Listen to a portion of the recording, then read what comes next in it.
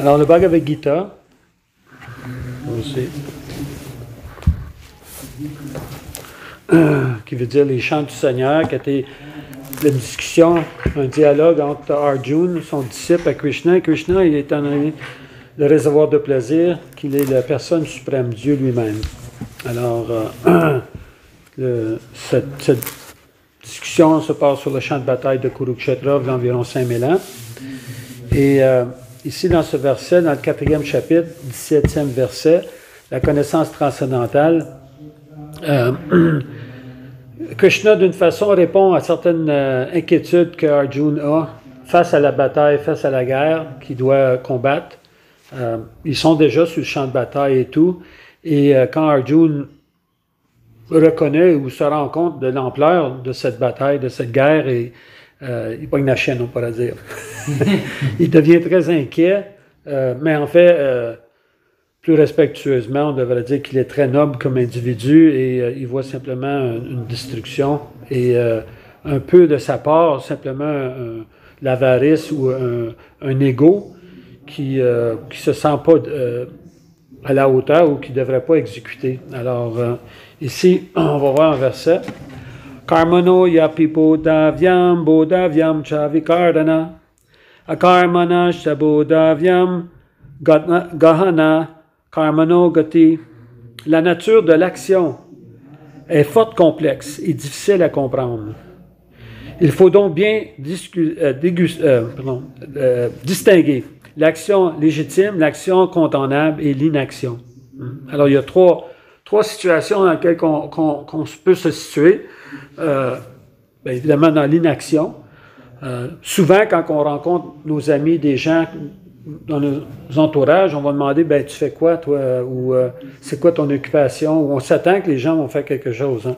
Bon, il y a des fois que les gens sont socialement inactifs parce que soit sont à l'école, ou sont rendus à un certain âge, ils ont pris une retraite, ou ils ont un handicap intellectuel ou physique. Mais généralement, on s'attend que les gens vont avoir une certaine occupation. Alors, ici, l'action. Tout le monde, on s'attend d'avoir une action, d'avoir une occupation, quelque chose qu'on fait. Mais il y a l'action aussi légitime, qu'on pourrait dire dans la société, la personne qui suit les règles ou qui suit la justice, qui n'est pas un délinquant ou un criminel. Et l'action condamnable, bien évidemment, c'est le criminel, c'est la personne qui ne suit pas les règles et qui abuse de la société. Et alors ici, on pourrait dire ces trois distinctions-là qui sont énoncées. Et on va voir dans la teneur et portée exactement ce que Prabhupada décrit. Évidemment, je ne vais pas mentionner le côté spirituel encore. On parle juste de la société at large, là, en gros. La teneur est portée par Srila Prabhupada. Quiconque est sérieusement déterminé à échapper aux griffes de la matière doit être capable de différencier l'action de l'inaction et des actes contraires. Page 243, ben, peut-être pas pareil, là, c'est le 4e chapitre, verset 17. Alors, différencier l'action de l'inaction et des actions contraires aux Écritures.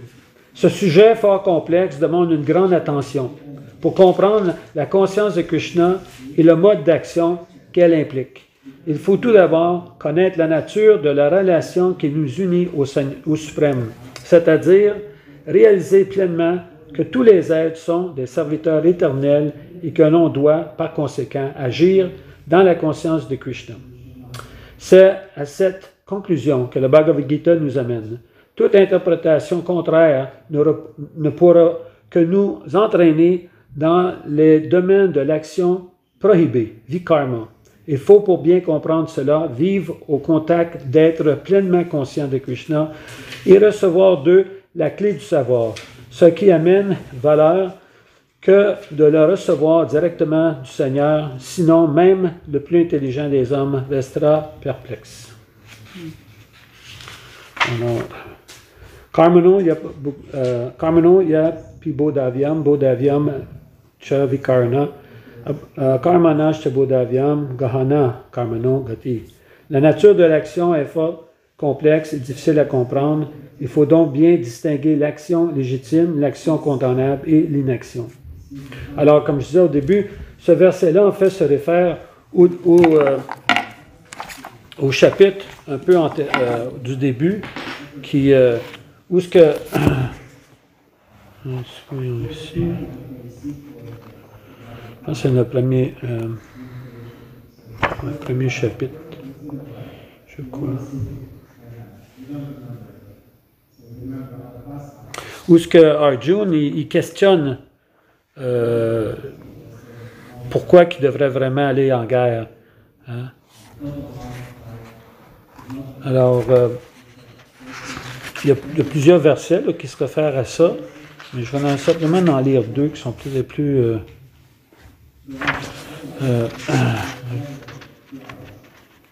appropriés, on pourrait dire, à ce qu'on est en train de lire. Alors, le premier chapitre, texte 32, « Nous serions en proie au péché si nous tuons de tels agresseurs. Il serait indigne de nous de faire périr les fils de Dhritarashtra et nos amis. Quel en serait le profit au Krishna, toi l'époux de la déesse de la fortune? Hein? » Alors, Arjuna, il met ce mot-là, il adresse Krishna de cette façon-là, qui est l'époux ou le mari de la déesse de fortune. Si tu es avec la déesse de fortune, ben, tu dois laisser tout le monde être prospère. Mais là, c'est comme, il pique un petit peu Krishna dans ce sens-là en lui disant, ben là, tu es le mari de la déesse de fortune, on s'attend que tu vas être bienveillant, bien pour la société, mais là, tu dis le contraire, d'aller en guerre, d'attaquer. Alors, c'est une façon de mettre de l'emphase sur sa parole, ce qu'il est en train de dire à Krishna, que c'est pas une bonne idée, ça. God, même toi, tu devrais comprendre ça, tu es le mari de la déesse de la fortune. T'sais. Comment pourrons-nous être heureux après avoir donné la mort aux nôtres? Et là, il dit un peu aussi au Janardana, si par qu'ils ont le cœur rongé par l'avidité, ces hommes ne voient aucun mal à détruire leur famille ou à se quereller avec leurs amis, pourquoi nous, qui sommes conscients du crime que représente l'anéantissement d'une dynastie, devrons-nous commettre des actes aussi néfastes? Alors lui, Arjuna, il voit juste ça comme une dévastation, comme une destruction totale. Puis même, il dit à un moment donné que même si eux nous attaquent, moi, je ne serai pas prêt à me défendre, je vais les laisser. Mais il faut comprendre un peu aussi l'historique de tout ça. C'est que bon, il y a deux familles, en fait. Ben, en fait, c'est une famille, les Kauravas, ceux qui descendent du roi Kuru. Hein? C'est pour ça qu'au début, on dit Dharma Kshetri, Kuru Kshetri. Dharma Kshetri, la place sainte, qui est Kuru Kshetri, qui est la place de Kuru. Alors, lui, Kuru, cet endroit-là, il avait fait beaucoup de sacrifices et tout. Et les gens qui pourraient mourir à cet endroit-là retourneraient au royaume, ben pas au royaume de Dieu, mais c'est planète hélénique. Alors, c'est une place très, très auspicieuse, le champ de Kurukshetra. C'est pour ça qu'eux ont quitté Hastinapur, qui est aujourd'hui Delhi, puis ils sont rendus sur le champ de bataille de Kurukshetra pour rendre la guerre en plus sainte, plus auspicieuse.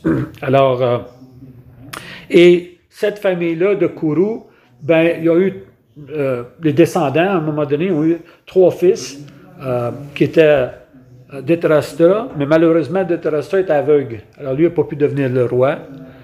Pandu, qui était très faible, alors lui, puis il est mort jeune. Puis Vidura. Mais Vidura, il n'était pas d'une classe à part, il était d'une classe inférieure.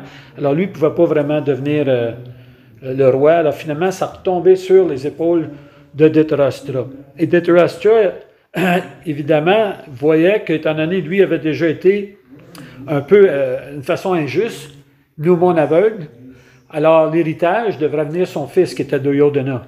Mais, en réalité, le fils de Pandu, son frère, était plus vieux, était aîné à Dhritarashtra. Alors, en réalité, selon le protocole de la noblesse, ça devrait aller à Yudhishthira. Mais Dhritarashtra ne voulait pas ça. Alors là, il y a eu une guerre entre les deux, une chicane entre les deux. Et à un moment donné, les Pandavas, pour garder un peu la paix, Dhritarashtra il décide un complot pour faire en sorte de tuer les Pandavas. Alors, ils les envoient à Varanasi, pas Varanasi, en tout cas, un endroit où là, il a fait construire une maison qui a l'intention de brûler quand les Pandavas vont dormir le soir, puis la maison va pogner en feu, puis ils vont tout mourir. Mais Virochan, celui qui est en charge de ce complot-là, avant que les Pandavas ils quittent pour aller à cet endroit-là, puis il y a un festival qui se passe. Alors, Dhritarashtra, il dit, ben pourquoi vous n'allez pas là? Ça va vous faire une belle vacance et tout. Il y a un beau festival qui a lieu et tout. Alors, vous allez participer à ça, puis ça va être très, très bien pour vous autres. Mais Vidura, lui, il est toujours sur le côté des Pandavas. Il dit à Yudhishthira comment qu'un animal échappe le danger. Un animal échappe le danger souvent en creusant un trou, un tunnel. Alors là, Yudhishthira, il pogne le truc. Il sait qu'il va y avoir un danger. Alors, pendant qu'ils sont là temporairement, il fait creuser un tunnel autour de la maison. Puis plus tard, il invite Virochan, que lui, c'est lui qui a monté, l'architecte du complot, c'est lui qui a fait la maison, tout ça. Il invite lui et sa famille à venir, ses 5 enfants, puis sa femme, puis il les intoxique, ils deviennent sous. Puis là, quand le feu, il pogne, ben, les autres, c'est eux autres qui meurent, puis les Pandavas, ils s'échappent. Puis tout le monde pense que c'est les Pandavas avec leur mère Kunti qui est morte. Alors, puis Yudhishthira et tout ça. Puis il y a un gros silence. Même Krishna participe à ça. Il part de Dwarka, puis il va jusqu'à Hastinapur pour le funéraire et tous les événements du deuil et tout, pour vraiment ajouter au contexte, parce que les Pandavas, ils se sont dit, ben là, on va voir ce qu'ils vont faire. Là, ils vont penser qu'on est mort, puis on veut voir les intentions. C'est comme tu essaies des fois de coincer un criminel, tu crées une situation par laquelle le criminel va agir, puis là, tu peux l'attraper. C'est un peu ça que les Pandavas y font. Puis là, ils se rendent compte exactement que ce que Dhritarashtra, puis même si eux, ils ont des larmes, on dit des larmes de crocodile, là, ils pleurent, mais finalement, ils sont super contents que les Pandavas sont morts, puis ils les ont éliminés. Alors là, eux autres, ils assument vraiment le royaume et tout. Mais plus tard, pas longtemps plus tard, pas longtemps après, je devrais dire, Drupad, qui est un des rois, il veut marier sa fille, Draupadi. Et là, il fait un Swayambar. Swayambar, c'est comme un genre de rencontre de tous les kshatriyas, de tous les rois, pour voir qui est le mieux classé, le mieux pour marier sa fille. Et à ce moment-là, les Pandavas arrivent. Et l'épreuve était qu'il y avait un poisson sur une rondelle qui tournait, puis dans la réflexion de l'eau, tu devais tirer l'œil du poisson pendant qu'il tournait. Et à ce moment-là, Radeya, qui était à Karna, il se présente lui aussi pour ça. Puis voyant la structure de Karna, les Arjuna surtout, il était un peu, puisque c'est surtout lui qui va marier Draupadi, il était un peu inquiet. Alors là, Draupadi, elle annonce que seulement les rois ou les princes peuvent participer à ça, puis lui, il ne l'était pas. Alors là, il est complètement insulté. Mais Duryodhana, il le fait prince. Il dit non, j'y donne le royaume, j'y donne un petit village et tout, puis je le fais prince de ce village-là. Alors de cette façon-là, Karna a pu participer, mais Arjuna, il l'a défait. Alors, mais ça a créé une animosité aussi avec Karna. Puis Karna est devenu quelqu'un qui a toujours encouragé Duryodhana, puis Duryodhana, c'est beaucoup de noms, là, peut-être que je te perds un peu, mais c'est une histoire pour revenir un peu à ça. Alors, en tout cas, de cette façon-là, les Pandavas, ils reviennent à Hastinapur. Mais là, Duryodhana et Dhritarashtra sont un peu mal à l'aise, alors ils offrent un endroit, parce que c'est des princes. Alors ils disent, bon, on va vous donner ça. Puis ils leur donnent Kandava Prastha. Kandava Prastha, c'était enfin un désert. Il n'y avait rien là.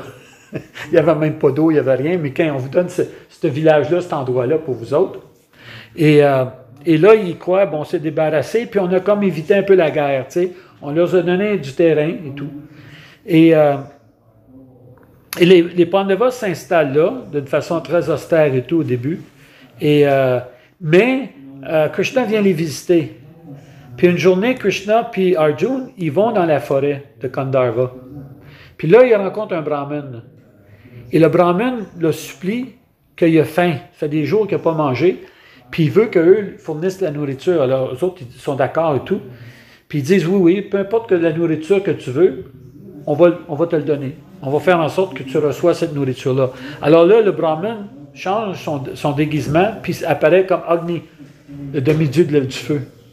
Et il exprime comme quoi que lui, il y a un roi qui a fait tellement de sacrifices, puis a jeté tellement de ghee dans le feu, que ça a éteint le feu d'Agni.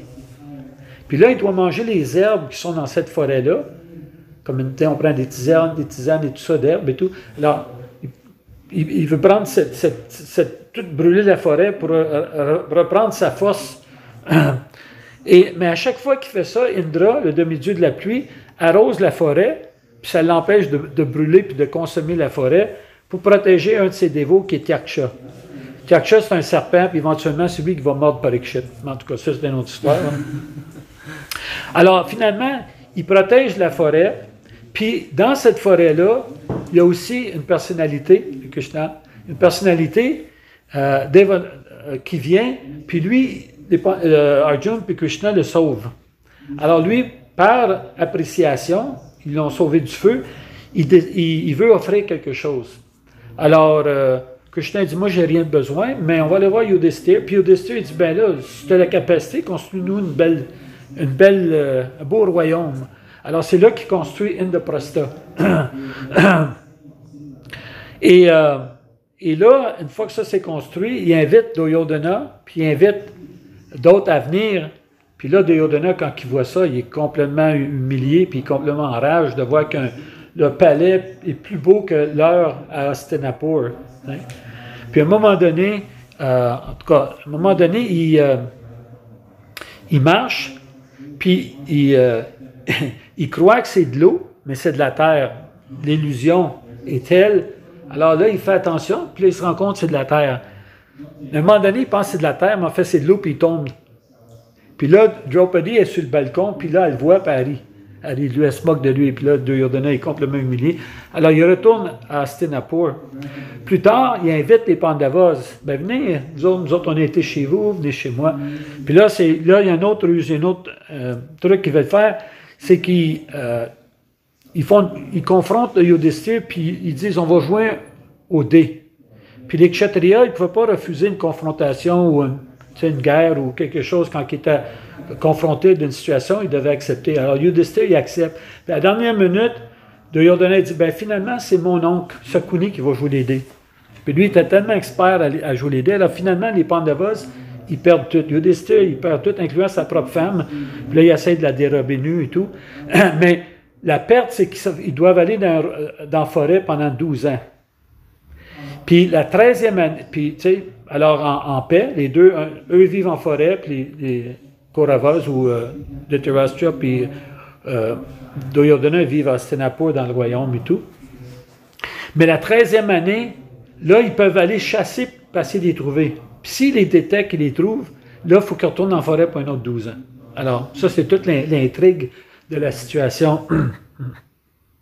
Et c'est pour ça qu'Arjuna, il dit, ben eux, on le sait qu'ils sont très avares, ils veulent vraiment, mais pourquoi nous, on est beaucoup nobles, pourquoi on agirait de cette façon-là, puis pourquoi que je serais responsable de tuer des milliers de personnes? En fait, je pense que je l'ai ici, j'ai pris une petite note. Pour la bataille de Kurukshetra, c'est décrit que, c'est quoi le nombre, là? 1,660 milliard de personnes est mort dans cette guerre. Hein? Il y en a 48 000 qui sont morts à Gaza durant la guerre, mais ça, c'est 1,660 milliard de personnes qui ont été tuées. Alors, et comme Arjuna, il disait à un moment donné, certains d'eux autres, il y en a qui sont des frères, il y en a c'est des oncles, il y en a c'est des maîtres spirituels. Il y a toutes sortes de personnes qui sont à l'opposé de lui. Même Duryodhana, c'est des cousins. Duryodhana, il y avait 100 frères. Alors, à part de un qui a joint le côté des Pandavas, tous les autres, ils ont resté sur le côté de Duryodhana. Alors, il trouve que c'est pas mal intense, cette affaire-là, cette situation-là. Et c'est pour ça que là, Krishna lui dit, ben, il y a 4 choses. Il y a l'action, il y a l'action qui est karma. Alors, tu fais une action, il y a une réaction. qui est la loi du karma. Il y a vikarma, que tu fais une activité, mais de péché. Comme les chrétiens disent, tu fais un péché, tu vas aller en enfer. Et il y a aussi akarma, où tu n'agis plus. Alors ça, c'est plus les bouddhistes puis les impersonnalistes. Hein? Parce que les bouddhistes, ils savent que chaque action crée une réaction. Alors, si on arrête toutes les actions, on n'a plus de réaction, on atteint le nirvana. Mais le nirvana, c'est comment tu vas arrêter d'agir. Même quand tu dors, tu agis, tu rêves. Alors, comment faire en sorte qu'on peut agir et pas être impliqué dans la matière? Alors, souvent, on ne pourra pas de donner des exemples où ce que deux exemples principaux, il donne. Il dit c'est comme le caissier ou la caissière qui compte beaucoup d'argent. Elle prend l'argent, mais elle ne prend rien pour elle-même. Ça appartient à la banque. Puis la minute que quelqu'un vient voler la banque, elle prend l'argent, mais elle n'est pas dérangée parce que ce n'est pas elle. Elle est juste transaction, transitoire. Elle prend d'un, elle donne à l'autre, mais elle ne s'implique pas. Mais si cette personne-là décide de voler $1, là, elle devient impliquée, devient criminelle. Alors, d'agir d'une façon qu'on réalise qu'en fait rien ne nous appartient. Ça, c'est une façon de voir les choses. L'autre, c'est les soldats de guerre.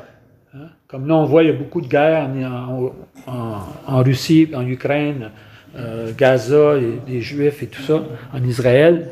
Mais ces soldats-là, c'est pas qu'à la fin de la guerre, ils vont se faire arrêter et aller en prison. Souvent, ils vont recevoir une médaille. Ils vont recevoir une reconnaissance d'être un héros. Pourquoi? Parce qu'ils ont été autorisés par leur gouvernement d'agir. Alors, ils n'ont pas agi d'eux-mêmes. Mais si ce même soldat-là, après la guerre, il s'en va tuer quelqu'un, là, il va se faire arrêter. Puis la personne peut dire, bien écoute, là, j'étais un soldat, je n'ai tué au moins 50 Russes. Là, j'arrive, puis j'en tue juste un, puis je me fais arrêter. Ça n'a pas de bon sens. Parce que c'est que tu étais autorisé à le faire. Pas qu'on supporte la guerre, mais je donne l'exemple. Tu étais autorisé de le faire. Et l'autre, tu l'as fait par toi-même. Et là, tu deviens impliqué. Alors, Krishna, ce qu'il dit, c'est que tant qu'on fait les choses pour nous-mêmes, on va recevoir le karma, la réaction. Alors, il y en a qui décident, comme les bouddhistes, les impersonnalistes, que je ne ferai plus rien. Puis il y en a des fois qui sont très frustrés avec la société, puis ils ne veulent pas participer à la société. On les voit des fois, les squeegees, les gars de squeegee, tout ça. C'est des gens qu'eux, ils croient que là, moi, je ne participe pas dans la société, là, je suis libre, je ne suis pas impliqué, je dors d'où ce que je veux, je fais ce que je veux, tout ça, tu sais. Mais, parce qu'on est dépendant, ils sont là à squeeger puis demander de l'argent, parce qu'on dépend. On est tous des réfugiés. On donne cette expression-là, il y a des gens qui viennent, puis c'est des réfugiés de d'autres pays. Mais en fait, on est tous des réfugiés, parce qu'on cherche un refuge. Et nous, parce qu'on a un passeport canadien, on est né au Canada, on pense, ça c'est notre refuge, le Canada. Puis on est loyal. S'il y a une guerre, pourquoi qu'on va en guerre? Bien, pour défendre le pays qui nous a toujours protégés, nous a donné un refuge. Mais ce refuge-là est illusoire parce qu'au moment de la mort, c'est fini. Il n'y a aucun pays, aucun gouvernement, personne, aucun docteur va être capable d'être en mesure de nous aider, de nous sauver. Et c'est là que la transcendance est importante. Parce que tant qu'on a un corps matériel, oui, on peut dire que le docteur, la société, l'argent, toutes ces choses-là vont nous apporter une aide, mais au moment de la mort, qui c'est qui va vraiment nous aider? Là, c'est Krishna. Là, c'est Dieu, la personne suprême. Parce que là, on s'adresse à l'âme. Alors, on peut être un athée, puis dire, moi, je ne crois pas dans l'existence de l'âme, je ne crois pas dans Dieu. Tu meurs, tu es 6 pieds dans la terre, puis ça finit là. Ou, il y a un âme, puis que l'âme va continuer. Bon, les chrétiens, eux autres, ils vont aller en enfer au ciel. Nous, on dit, il va se réincarner, puis prendre une autre naissance selon la conscience. Ou il va retourner au ciel. Parce qu'en fait, l'enfer, c'est vraiment ici. Évidemment, il y a différents degrés d'enfer, mais l'enfer, c'est ici. Je veux dire, on souffre à chaque moment, à chaque instant. On est toujours en train d'essayer d'équilibrer notre souffrance, puis essayer de diminuer. Puis la société moderne, mais c'est avec l'économie que les gens vont avoir un bon salaire, alors ils peuvent se payer le plaisir de la vie, puis à travers aussi la science ou la médecine, que là, la médecine va guérir les problèmes, les maladies, tout ça, et les ingénieurs qui vont inventer des choses pour qu'on soit confortable On n'a pas besoin de se lever pour changer le poste de TV, on pèse une petite manette. Et bon, toutes sortes de choses qu'ils inventent pour nous impressionner. Mais finalement, au bout de tout, on va tous mourir d'une manière ou d'une autre. Alors la personne qui est intelligente, qui se rend compte de cette réalité-là, se dit, ben comment je vais sortir de cette situation dans laquelle je me trouve. Et Krishna, la seule manière de le faire, c'est qu'il dit, ben abandonne-toi à moi. Tu t'abandonnes à moi et de cette façon-là, moi je vais te donner un refuge. Mais le problème, c'est que la plupart de nous autres, on ne veut pas s'abandonner parce que soit qu'on ne connaît pas assez Krishna, là, on ne lui fait pas confiance, on n'a pas une connaissance assez développée. De ça, c'est comme les gens qui veulent investir leur argent, ben, ils veulent s'assurer que la compagnie ou toutes sortes de choses, et c'est pour ça qu'ils arrivent, puis ils vont chercher un planificateur financier pour savoir, oh, ben, lui, il sait comment gérer mon argent, comment gérer mes finances. Et la Bhagavad Gita enseigne la même chose, Tadvidi Pranipatena, Pariprashnena Sevaya, ou Parikshanti Tegana, Ganena Stavadashina. Une personne doit approcher un maître spirituel, comme Prabhupada dit ici, cette complexité d'activité. C'est très complexe, et de comment savoir comment agir et de se mettre dans une situation où on est transcendantal. On transcende, quand on dit on est transcendantal, ça veut dire qu'on transcende quoi? L'influence de la matière. L'influence de la matière, c'est l'ignorance, la passion, la bonté. Hein? Sattva guna, Rajaguna, Tamaguna. Hein? Alors ces trois énergies-là ont une emprise sur nous, un impact sur nous qui fait qu'on agit différemment et on est influencé par ces choses-là. Ceux qui sont dans l'ignorance sont souvent intoxiqués, sont malpropres, sont pas honnêtes, sont paresseux. C'est des symptômes souvent des gens qui sont dans cette mode-là. Ceux qui sont dans la passion, c'est des gens qui veulent conquérir, veulent faire bien de l'argent, qui sont des politiciens, ce genre de personnalités-là. Et ceux qui sont dans la vertu, c'est ceux-ci, c'est des intellectuels de la société, ceux qui réfléchissent, les prêtres, ces genres de personnes. Alors, ceux qui conseillent les politiciens, tout ça, ils donnent une orientation à la société. Alors, ces trois facteurs, ces trois énergies-là sont là et ça nous influence de différentes façons. Mais nous, on veut surmonter ça. On veut surmonter même la bonté, parce que la bonté, elle peut aussi nous influencer, puis on peut tomber temporairement ou dans la passion, dans l'ignorance. Et quand on surmonte ça, la transcendance, ça s'appelle Sudasattva, la pure bonté. On est d'une situation pure. Et comment atteindre cette pureté-là? C'est en offrant tous nos gestes à Krishna. Alors Krishna ici, Yad Karosi, Yad Ashnasi, Yad Jahosi, Yad Asya, Yad Tapasya Sikuntaya, Tapasya, toute austérité, toute action, toute chose qu'on fait, on devrait le faire en offrande à Krishna. Et c'est pour ça qu'au début, le dévot, il peut agir dans Karma Mishra Bhakti, dans le sens que il veut les fruits de ses actes. Karma Mishra, Mishra veut dire vers moi. Je fais des actes, mais je veux le fruit vers moi. Mais je reconnais que Krishna est là, alors je vais y offrir pour qu'il sanctifie l'action, qu'il va sanctifier le truc. Mais je n'ai pas vraiment encore une relation développée qui fait en sorte que j'ai une grande intention à servir vraiment, à abandonner le fruit de mes actes à Krishna. Et ensuite, on a Gyana Mishra Bhakti.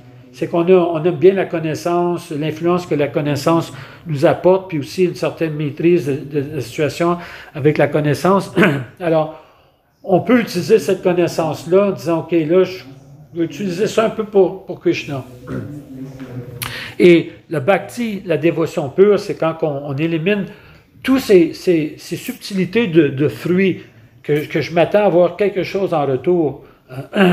Et on donne l'exemple de cette dévotion-là, l'amour que la mère a pour un enfant. Hein? Comme récemment, je reviens de la Floride, mon garçon et son épouse, ils ont un bébé. Alors, tu sais, tu le tiens d'un bras, le bébé, 2 jours, il ne peut rien faire. Il ne peut même pas se tenir la tête.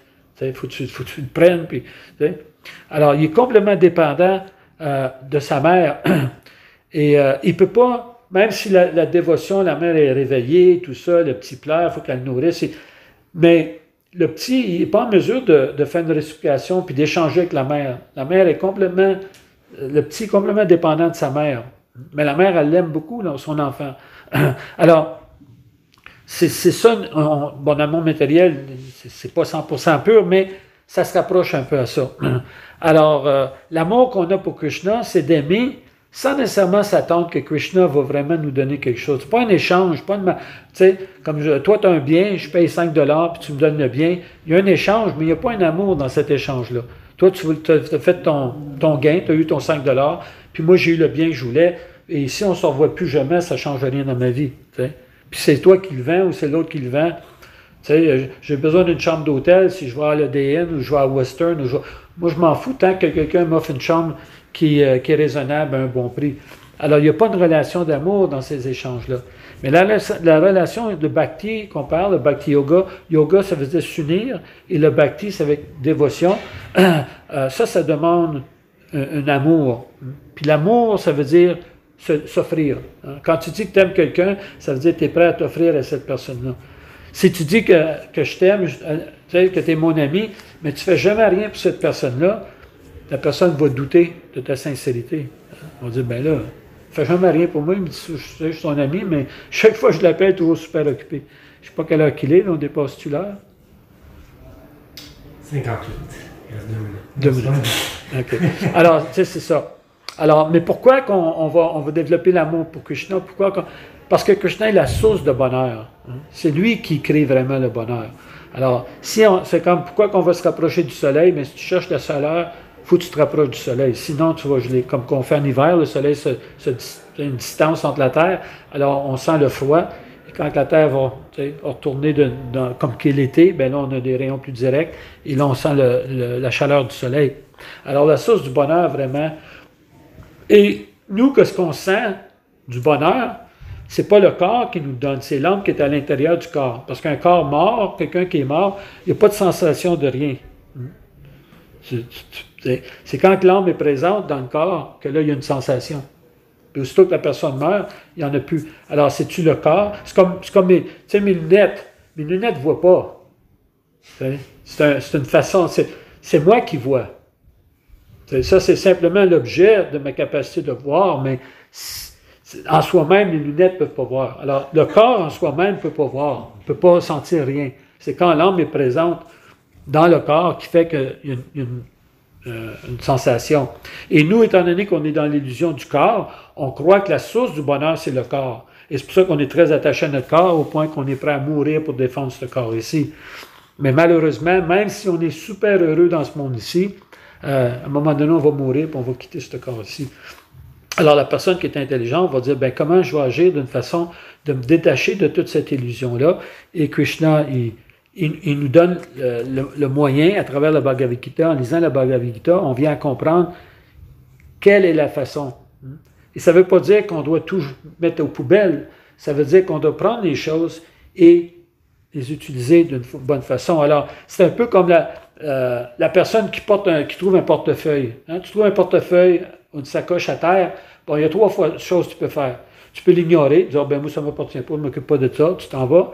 Tu peux la voler, dire, waouh, il y a pas mal d'argent là-dedans, ben, va chez vous. Ou essayer de trouver à qui ça appartient, puis là, essayer de rejoindre la personne.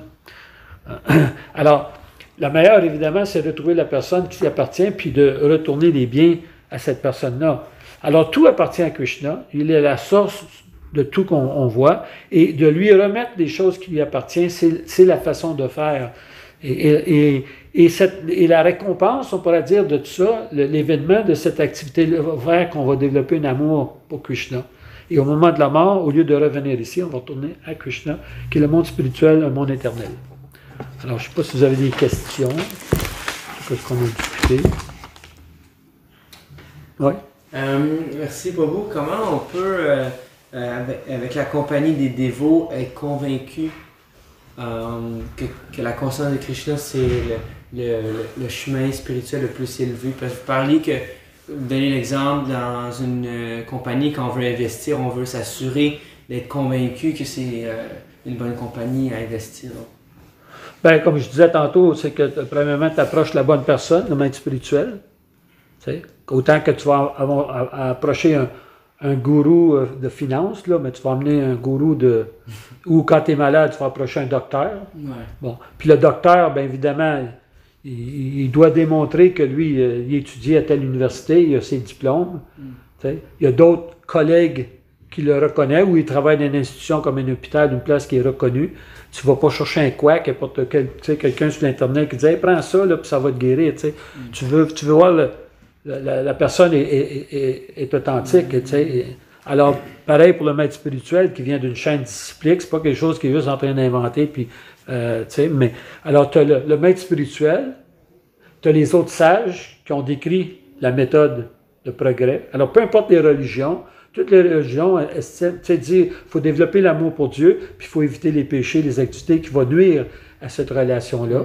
Alors que ce soit chrétien, musulman, juif, peu importe, tout le monde dit la même chose. Il y a des détails, évidemment, mais tout le monde dit ça. Et ensuite, il y a les Écritures. Et en t'appliquant dans ça, tu peux voir toi-même les résultats. Est-ce qu'il y a un progrès? Est-ce que tu sens quelque chose? Est-ce que tu sens une transformation? Alors tu vas voir, et une des transformations qu'on devrait avoir, c'est un détachement de la matière, qu'on est moins illusionné par tout ça, on réalise que, en fait, ça n'a pas beaucoup de valeur. C'est moi qui donne une valeur à tout ça, parce qu'en réalité, ça ne l'a pas. C'est comme tu vas au marché aux puces, le gars veut vendre ses affaires, puis toi, tu penses que tu as eu un bon deal. Mais c'est rien qu'une perception de le même objet. Un veut s'en débarrasser, puis l'autre veut l'acheter. Mais c'est quoi la valeur vraiment? Que ça a cette chose-là. Si le gars, il y en a plusieurs, puis il voit que ça se vend dans des petits pains chauds, il va monter son prix. Puis s'il voit que ça ne se vend pas, il va vouloir te les donner. Il va dire, ben écoute, 5$, man, prends-les. Là, parce que la soirée est finie, puis j'enveloppe mes affaires, puis je ne veux pas partir avec ça. Là, prends-les. Alors tout ça, c'est très relatif. Alors, nous, comme dévots, évidemment, il y a certaines choses qui est dit, qu'on devrait faire, pas d'intoxication. Ben ça, tout le monde... Même si tu n'es pas spirituel ou religieux, tu vois bien que s'intoxiquer, c'est pas la bonne chose à faire. Puis même la loi nous empêche de s'intoxiquer puis de conduire tout ça à droit de raison. Tu ne peux pas conduire sous ou intoxiqué. Jouer au hasard, mais beaucoup de gens qui ont perdu leur maison, tout ça, on a au casino, puis perdent leur argent. Alors, tu espères de gagner, mais les machines sont contre toi. C'est pas qu'eux autres vont te laisser gagner, tu vas perdre. Alors, ça, c'est pas tellement intelligent. Le sexe illicite, on voit la complexité que ça cause, les divorces, puis toutes sortes de maladies et tout. Alors, ça, c'est... Puis les brise-cœurs et tout. Alors, ça, c'est pas l'idéal non plus. Et, manger de la viande et tout ça. Si une personne est un peu consciente, elle dit, ben moi, j'aimerais pas ça que l'animal me mange. J'aimerais pas ça qu'un tigre me saute dessus pour ou un requin. Alors, pourquoi moi je ferais... C'est correct de mon côté de le faire, mais les animaux, non. C'est pas bon de leur côté. T'sais. Alors, on veut pas se faire mordre par un serpent, même pas un moustique. On tue un moustique quand il vient nous piquer, on n'aime pas ça. Alors c'est juste d'être un peu conscient de certaines réalités. Et là, en chantant Hare Krishna, en participant un peu, en lisant la Bhagavad Gita, on commence à voir, parce que ça va nous enlever de l'ignorance de la passion, ça va nous amener à la bonté. Et la bonté, c'est un niveau d'où le plaisir, la joie vient naturellement. Les autres, tu dois faire un effort pour l'atteindre, soit disant temporaire, le plaisir. Mais dans la bonté, automatiquement, parce que tu commences à voir les choses dans lesquelles les choses se situent. Mais la bonté, on va pas toujours voir le bonheur dans les premières démarches. Ça dépend. Peut-être non, mais étant dans la bonté, on va voir qu'on est moins impliqué dans la matière. Okay.